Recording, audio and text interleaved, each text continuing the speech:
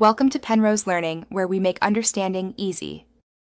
You'll begin by verifying requirements and enabling core controls. Open Settings, tap Screen Time, and set a screen time passcode you won't forget.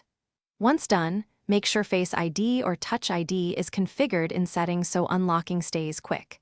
You're not installing anything extra, you're using built-in tools.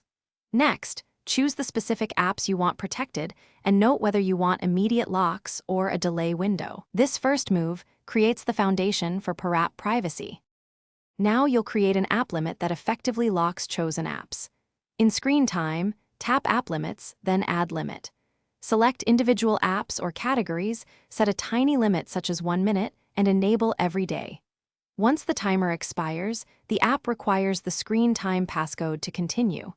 Make sure to disable share across devices if you want this restriction only on this phone. This method forces a passcode gate without third-party apps and gives precise control over timing. Finish by testing every app you protected. Open it, exhaust the minute limit, and confirm the Screen Time passcode appears.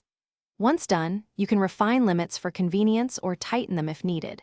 Make sure to note your Screen Time passcode in a secure place, otherwise recovery requires Apple ID steps. If things go wrong, restart the phone and check Screen Time settings. If still blocked, use the Apple ID used for Screen Time to reset the passcode. This closes the setup and prevents accidental lockouts. Thanks for watching. If this was helpful, leave a like and consider subscribing. See you next time.